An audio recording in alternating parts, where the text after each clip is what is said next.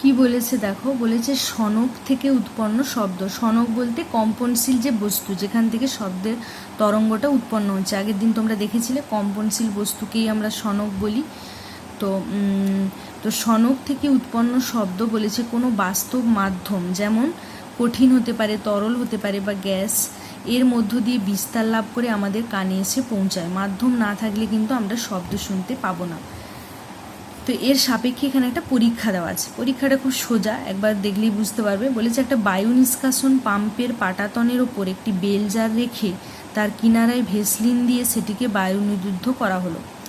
এটা একটা বায়ু নিষ্কাশন পাম্প, মানে এর মধ্যে যে ভেতরকার যে বায়ুটা সেটা আমি আস্তে আস্তে করে কি করব, এখানে একটা মানে স্ক্রু, মানে একটা ঘোরানো আছে, মানে পাম্প দেওয়া যাবে, মানে হাওয়াটা আমি পরে যাতে চাইলে বের করে নিতে পারি, দিয়ে এখানে একটা স্ক্রু করা আছে। তো এটা কি বলেছে, এর উপর একটা এরকম একটা কাঁচের বেলজার রাখা আছে। বেলজারের মুখটা কি করেছে, ভেসলিন দিয়ে আটকে দিয়েছে, যাতে বাইরের যে বায়ু সেটা বেলজার প্রবেশ করে ভেতরে যাতে না আসতে পারে। তো এরকম করেছে একটা বায়ু নিষ্কাশন পাম্প। এই যে এই ছবিটা দেখো, এখানে দেখলেই বুঝতে পারবে এটা একটা পাম্প।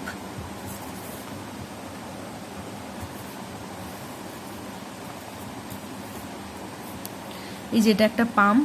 তো এই পাম্পের পাটাতনের ওপর এই যে বেলজার, এটা হচ্ছে রেখে তার কিনারায় ভেসলিন দিয়ে আটকানো হয়ে গেছে, ঠিক আছে, বায়ু নিরুদ্ধ করা হয়েছে। বেলজারের মুখে রবারের ছিপি আটকে তার মধ্যে দুটি ছিদ্র করে তার মধ্য দিয়ে দুটি তার ঢুকিয়ে তার সঙ্গে একটি বৈদ্যুতিক ঘণ্টার সংযোগ স্ক্রুয়ে সংযোগ করে বৈদ্যুতিক ঘণ্টাটিকে বেলজারের মধ্যে ঝুলিয়ে দেওয়া হলো। আচ্ছা, এখানে তো প্রথমে হচ্ছে বায়ু নিষ্কাশন পাম্পের পাটাতনের ওপর বেলজার রেখে এখানে কি করেছে, তার কিনারায়, মানে এই যে বেলজারের পাটাতনের ওপরে বেলজারটা যেখানে আছে সেই কিনারাতে কি করেছে, প্রথমে বায়ু নিরুদ্ধ করেছে ভেসলিন দিয়ে। এরপর কি করেছে, এই বেলজারের মুখে একটা রবারের ছিপি আটকে দিয়েছে, সেই ছিপিতে দুটো ছিদ্র করা হয়েছে। সেই ছিদ্রের মধ্য দিয়ে কি করেছে, দুটি ছিদ্র করে তার মধ্য দিয়ে দুটো তার ঢোকানো হয়েছে। এই যে দেখো, একটা পজিটিভ একটা নেগেটিভ, মানে ধরো ব্যাটারির দুটো প্রান্ত, এটাই ধরো, তাহলে একটা পজিটিভ একটা নেগেটিভ দিয়ে কি করেছে, ঢুকিয়ে তার সঙ্গে একটি বৈদ্যুতিক ঘণ্টার স্ক্রুয়ে সংযোগ করে বৈদ্যুতিক ঘণ্টাটিকে বেলজারের মধ্যে ঝুলিয়ে দেওয়া হলো। এখানে ভেতরে একটা বৈদ্যুতিক ঘণ্টা, মানে যখনই আমি বিদ্যুৎটা পাঠাবো তখন কি হবে, দিয়ে ধরো সুইচ দাও, যেমন আমাদের কলিং বেল থাকে, যে সুইচ দিলাম ওখানে তো ঘন্টা টাইপেরই একটা জিনিস থাকে, না হলে তো বেল দিলে ওটা বাজতো না। তো এখানেও সেরকমই, মানে এটাই করবে যতক্ষণ বায়ু আছে।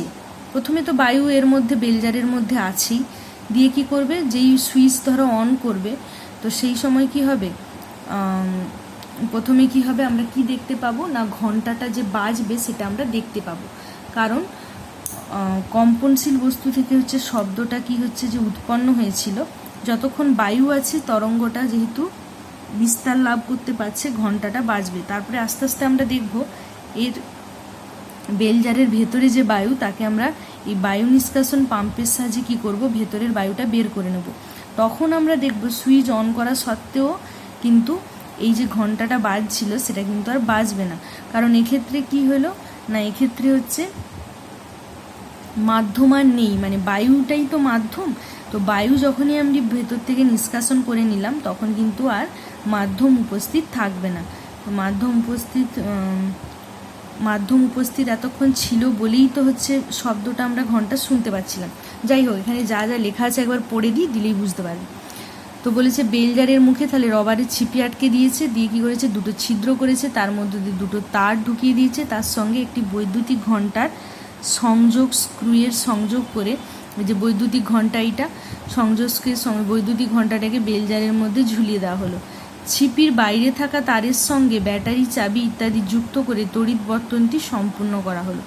ছিপির বাইরে যে তারটা আছে তার সাথে কি বলেছে, আমি বললাম ব্যাটারি যোগ করতে পারো বা চাবি ইত্যাদি যুক্ত করে তড়িৎ বর্তনীটা হচ্ছে সম্পূর্ণ করেছে।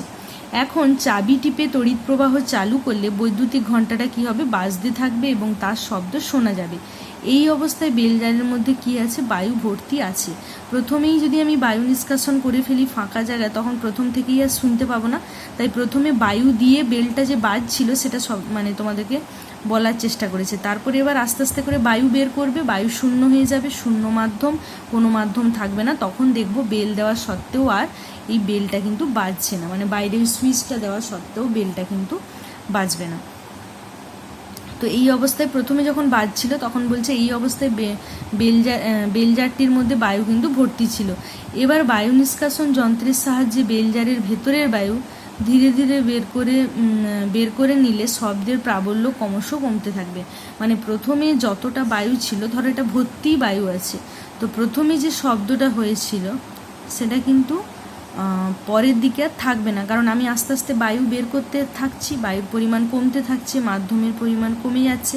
একেবারে যখন শূন্য হবে তখন তো আর ওই হাত দিলে আর হবে না, মানে তখন হচ্ছে কি হচ্ছে না, প্রথমে হচ্ছে একটু একটু করে যখন আমরা বার করব। এবার শব্দের প্রাবল্য বলতে তীব্রতাটা, মানে প্রথমে পুরোপুরি যখন বায়ু ভর্তি ছিল তখন যে জোরে শব্দটা শুনতে পাচ্ছিলাম, আস্তে আস্তে যেহেতু বায়ু বের করে নিচ্ছি, মাধ্যম যেহেতু মানে মাধ্যমের পরিমাণ যে বায়ু সেটা যেহেতু আস্তে আস্তে কমতে থাকছে, তখন কি হবে, প্রাবল্য বা তীব্রতাটাও কিন্তু কমে যেতে থাকবে। ভেতরে সব বায়ু যখন আমরা বের করে নেব তখন কি দেখব, শব্দ আর শোনা যায় না। কিন্তু দেখা যায় যে ঘন্টার হাতুড়িটি, এখানে একটা হাতুড়ি দেওয়া আছে, হাতুড়িটা ঘন্টায় আঘাত করছে বলেই তো কম্পন হচ্ছে, কম্পনের ফলেই তরঙ্গটা উৎপন্ন হচ্ছিল। কিন্তু আমরা কি দেখতে পাবো না, বেল বা বাইরে ওই সুইচ দেওয়ার সাথে সাথে ঘন্টায় যে হাতুড়িটা ছিল সেটা কিন্তু ওকে আঘাত করেই চলেছে, কিন্তু আমরা শব্দ শুনতে পাচ্ছি না। মানে তরঙ্গ উৎপন্ন হলেও তরঙ্গের যে মাধ্যম দরকার বায়ু, সেটা যেহেতু আর ভেতরে নেই, আমরা যেহেতু বেলজারটাকে বায়ু শূন্য করে ফেলেছি, মাধ্যম শূন্য হয়ে গেছে, তাই তরঙ্গ আর মাধ্যমের মধ্যে দিয়ে বিস্তার লাভ করতে পারছে না বলে আমাদের কানে এসে আর পৌঁছবেও না, আর না পৌঁছালে আমরা শুনতে পাবো না। তো এটাই এখানে বলা আছে। কিন্তু দেখা যায় ঘন্টার হাতুড়িটি ঘন্টায় আঘাত করে চলেছে। এইবার বেলজারের ভেতরে ধীরে ধীরে আবার আমরা কি করছি, বায়ু প্রবেশ করছি, করাতে থাকলে ঘন্টার শব্দের প্রাবল্য ক্রমশ কী হবে, আস্তে আস্তে বাড়তে থাকবে।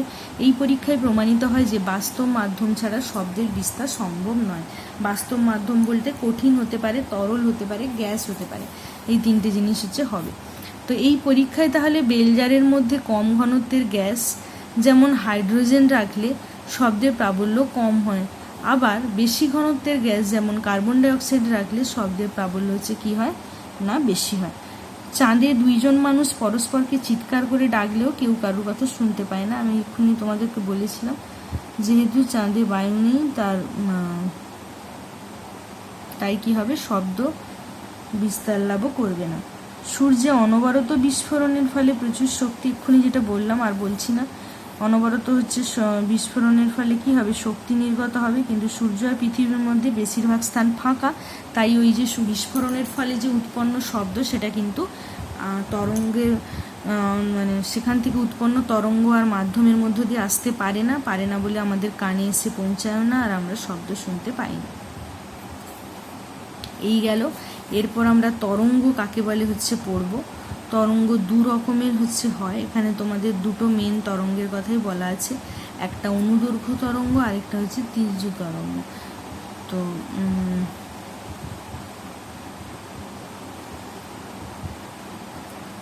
তো এইখানে অবধি দেখো। এরপর আছে তরঙ্গ তাহলে কি সেটা তোমাদেরকে আমি বলছি। এখানে দুটো মেনলি তরঙ্গের কথাই বলা আছে, একটা স্থিতিস্থাপক আর একটা হচ্ছে অনুদৈর্ঘ্য তরঙ্গ। একটা বলি। তরঙ্গ কাকে বলে, কি বলেছে দেখো এখানে লেখাটা,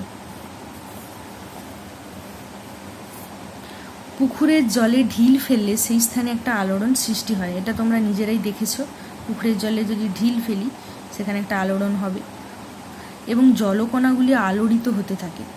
এই আলোড়ন পাশের জলকণাগুলির মধ্যে ছড়িয়ে পড়ে, জলকণাগুলি তাদের কম্পন পাশের জলকণাগুলির মধ্যে সঞ্চালিত করে। এইভাবে শক্তি তরঙ্গের আকারে এক স্থান থেকে অন্য স্থানে বিস্তার লাভ করে।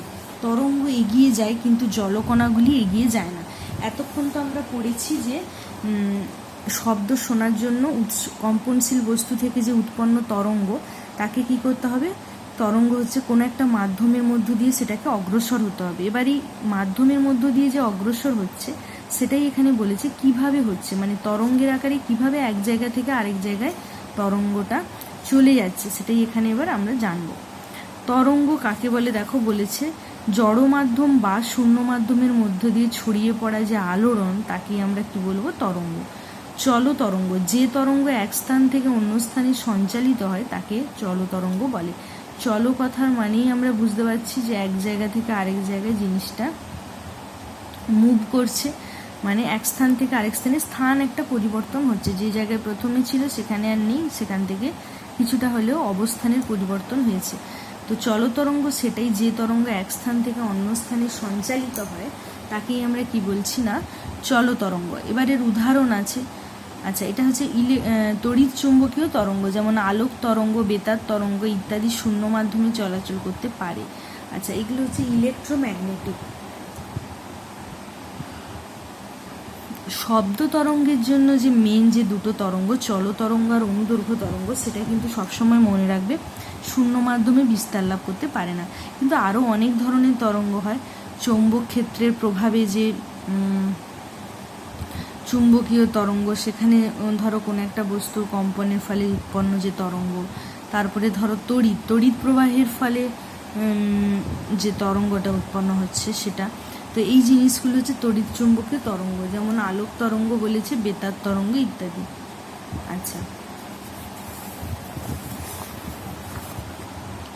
স্থিতিস্থাপক তরঙ্গ, কত রকমের তরঙ্গ আছে সেগুলো তোমাদেরকে বলছে, তবে মেনলি এখানে শব্দের জন্য আমরা এই স্থিতিস্থাপক আর অনুদৈর্ঘ্য, এই যে আছে অনুদৈর্ঘ্য, ঠিক আছে, এই স্থিতিস্থাপক আর হচ্ছে তোমার স্থিতিস্থাপক তরঙ্গের আবার দুটো ভাগ, একটা হচ্ছে অনুদৈর্ঘ্য তরঙ্গ আর একটা হচ্ছে তির্যক তরঙ্গ।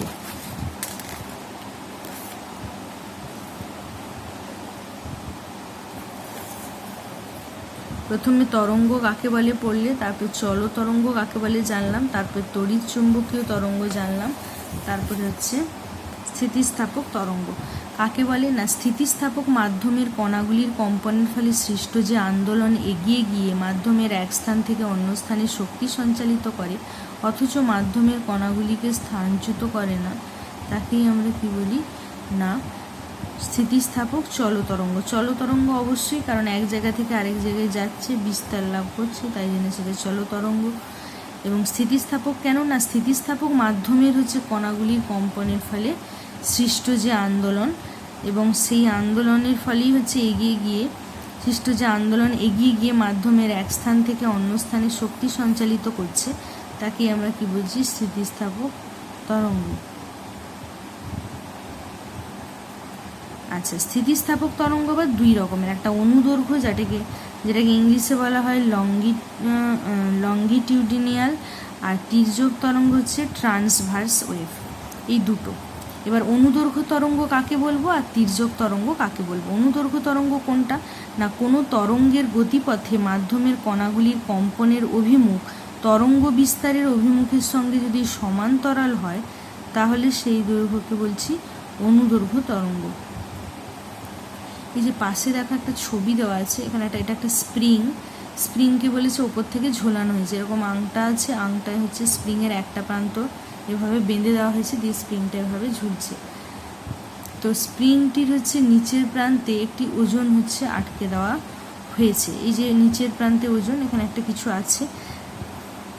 এবার ওজনটিকে ধরে স্প্রিংটিকে নিচের দিকে টেনে ছেড়ে দেওয়া হলো, মানে এইভাবে হচ্ছে এই যে বস্তুটা আছে বা এই যে জিনিসটা আছে, এটাকে হচ্ছে এই যে আছে। তো এখানে কি হচ্ছে না, এখানটা আমরা কি করছি, এই জিনিসটাকে ধরে গোটা স্প্রিংটাকে নিচের দিকে ধরে টানছি, টেনে কি করছি, ছেড়ে দিলাম। দেখা গেল যে স্প্রিংয়ের প্রত্যেক অংশ ওপর নিচ ওঠানামা করে কম্পিত হচ্ছে। তো অবস্থার পরিবর্তন করছি আমরা স্থিতিস্থাপক হচ্ছে স্থিতিস্থাপক মাধ্যমের হচ্ছে কণাগুলির কি হচ্ছে না, কম্পন হচ্ছে। কীরকম কম্পন? না, অনুদৈর্ঘ্য তরঙ্গটাই হচ্ছে এরকম হবে যে নিচে টেনে এবার হচ্ছে ছেড়ে দিচ্ছি, স্প্রিংয়ের প্রত্যেক অংশ কি করছে, ওপর নিচ এরকম ওঠানামা করছে। তো এর ফলে স্প্রিংয়ের কিছু অংশে কি হবে, সংকোচন, এবং কিছু অংশে কি হচ্ছে, প্রসারণ হচ্ছে। ঠিক আছে, এরকম টেনে যখন আমরা ছেড়ে দিলাম তখন কিছু অংশ কি হচ্ছে, সংকোচন হলো, কিছু অংশ প্রসারণ হলো। এই সংকোচন এবং প্রসারণ স্প্রিংয়ের দৈর্ঘ্য বরাবর অগ্রসর হয়ে একটি তরঙ্গের সৃষ্টি করে। এই যে লম্বালম্বি দৈর্ঘ্য বরাবর, তো স্প্রিংয়ের প্রত্যেক কণা স্প্রিংটির দৈর্ঘ্যের সমান্তরালে কম্পিত হচ্ছে এবং তরঙ্গ দৈর্ঘ্যের সমান্তরালে এগিয়ে যাচ্ছে। অর্থাৎ স্প্রিংয়ের দৈর্ঘ্য, স্প্রিংয়ের হচ্ছে অনুদৈর্ঘ্য তরঙ্গটা হলো অনুদৈর্ঘ্য, স্প্রিংয়ের হচ্ছে দৈর্ঘ্য বরাবর হচ্ছে অগ্রসর হচ্ছে। তাহলে স্প্রিংয়ের প্রত্যেক কণা স্প্রিংটির দৈর্ঘ্যের সমান্তরালে কম্পিত হচ্ছে এবং তরঙ্গ হচ্ছে দৈর্ঘ্যের সমান্তরালে এগিয়ে যাচ্ছে। অর্থাৎ স্প্রিংয়ের যে সৃষ্ট তরঙ্গটা সেটা হচ্ছে অনুদৈর্ঘ্য হচ্ছে তরঙ্গ। তোমরা একটা জিনিস এখানে মেন পার্থক্য দেখতে পাবে। এখানে দেখো আমি দুটো জিনিস কম্পেয়ার করে একসাথে বলছি, তাহলে আরো ভালো বুঝতে পারবে।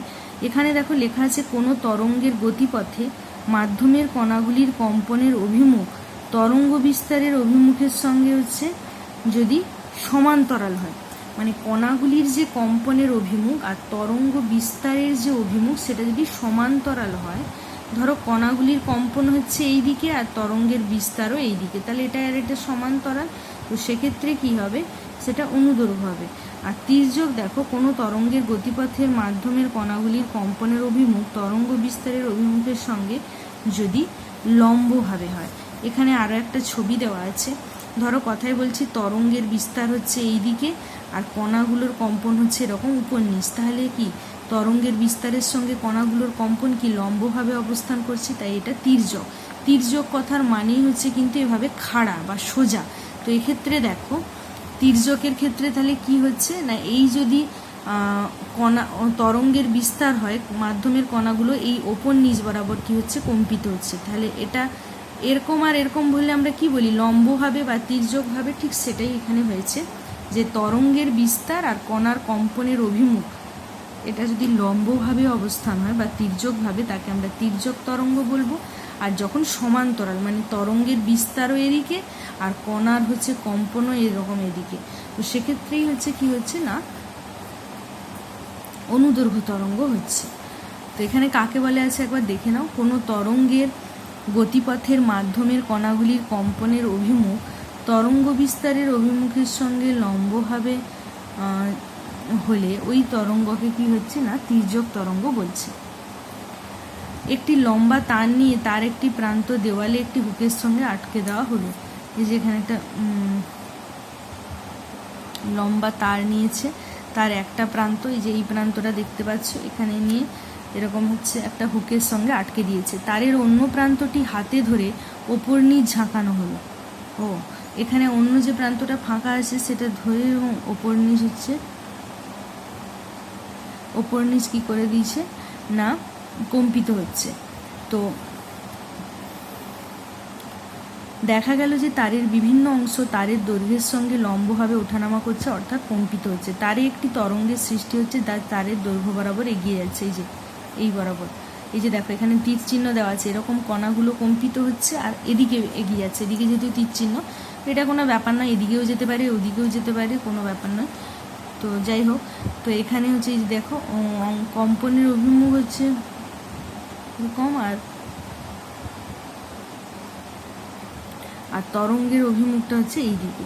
তো এক্ষেত্রে কি আমরা দেখছি তাহলে তরঙ্গ আর হচ্ছে তোমার তরঙ্গ আর কণাগুলোর যে কম্পন সেটা হচ্ছে কিন্তু তাহলে কি দেখলাম তির্যকভাবে বা লম্বভাবে। তারে একটি তরঙ্গের সৃষ্টি হচ্ছে, তারের মধ্যে থাকা কণাগুলির কম্পন সৃষ্ট তরঙ্গের বিস্তারের অভিমুখের সঙ্গে লম্বভাবে আছে, অর্থাৎ তারের সৃষ্ট তরঙ্গটি হলো তির্যক তরঙ্গ।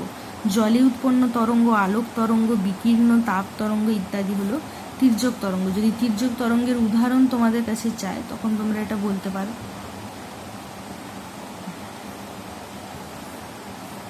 তির্যক তরঙ্গকে নিচের চিত্রের সাহায্যে প্রদর্শন করা যেতে পারে। কম্পনের হচ্ছে কণার কম্পনের অভিমুখ, কণার হচ্ছে কম্পনের অভিমুখ হচ্ছে এইদিকে, কণার কম্পনের অভিমুখ হচ্ছে তোমার এরকম আর বিস্তার হচ্ছে এরকম, মানে কণার কম্পনের অভিমুখ এরকম উপর নিচ বরাবর আর বিস্তার হচ্ছে এই সোজাসুজি বাঁ দিক থেকে ডান দিক বা ডান দিক থেকে বাঁ দিক, যা কিছু বলতে পারো। তো এখানে আমরা কি দেখছি এটা লম্ব ব্যাপার আসছে, তো তাই জন্য তির্যক বলেছি। চিত্রটি কোনো নির্দিষ্ট সময়ে মাধ্যমের কণাগুলির অবস্থান বোঝায়। ধরো এখানে একটা কণা আছে, এখানে একটা কণা আছে, এখানে কণা আছে, এখানে এখানে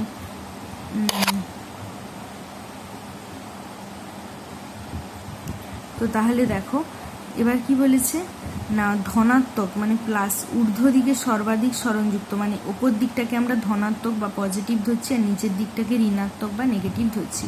তাহলে ধনাত্মক ওপরের দিকে সর্বাধিক সরণযুক্ত হচ্ছে এ আর ই বিন্দুগুলিকে বলে তরঙ্গ শীর্ষ, এবং ঋণাত্মক মানে নিচের দিকে সর্বাধিক সরণযুক্ত সি আর জি বিন্দুকে বলে তরঙ্গ পাদ। এটাকে থ্রু বলে আর এটাকে ক্রিস্ট, সি আর ই এস টি, ক্রিস্ট।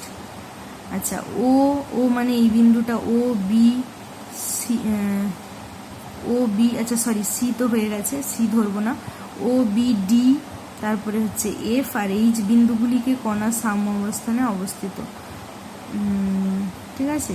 অনুদৈর্ঘ্য তরঙ্গ বিস্তারের সময় মাধ্যমে সংকোচন বা ঘনীভবন এবং প্রসারণ বা অনুভবনের সৃষ্টি হয়। তির্যক তরঙ্গের বিস্তারের সময় মাধ্যমে তরঙ্গ শীর্ষ এবং তরঙ্গ পাদ সৃষ্টি হয়। তো এই দুটো তরঙ্গের মধ্যে যদি পার্থক্য বলতে বলে বা ধরো কিছুই নয়, বলবে কণার কোন দিকে কণার কম্পন হচ্ছে, কম্পনের অভিমুখ, আর কোন দিকে তরঙ্গ অগ্রসর হচ্ছে। যদি দুটোই সমান্তরাল হয় সেক্ষেত্রে আমরা অনুদৈর্ঘ্য বলবো, আর যদি দুটো লম্ব হয় তাকে আমরা তির্যক বলবো। এই হচ্ছে পার্থক্য। তো এখানে এবার তরঙ্গ বিস্তারের ক্ষেত্রে তির্যক তরঙ্গের ক্ষেত্রে আমরা এরকম তরঙ্গ শীর্ষ আর তরঙ্গ পাদ পাই। আর হচ্ছে অনুদৈর্ঘ্য তরঙ্গের ক্ষেত্রে কি বলেছে না, এরকম হচ্ছে সময় মাধ্যমে সংকোচন বা ঘনীভবন এবং প্রসারণ বা তনুভবনের সৃষ্টি হয়। প্রসারণকে বলছে তনুভবন, এই যে যখন প্রসারণ হবে সেটাকে তনুভবন, আর সংকোচনকে ঘনীভবন। এই হচ্ছে এইখান অবধি আজকে থাক। নেক্সট ভিডিওতে আমি পরের যে পার্টটা আছে সেটা পড়াবো। যাই হোক, তো আজকে তাহলে কয়েকটা আমরা তরঙ্গ সম্পর্কিত কয়েকটা হচ্ছে টার্ম পড়েছি। তরঙ্গ বিস্তারের জন্য বা শব্দ তরঙ্গ বিস্তারের জন্য যে মাধ্যমের প্রয়োজন তার একটা পরীক্ষা পড়লাম, আর তরঙ্গ কত রকমের হয় সেটা হচ্ছে পড়লাম।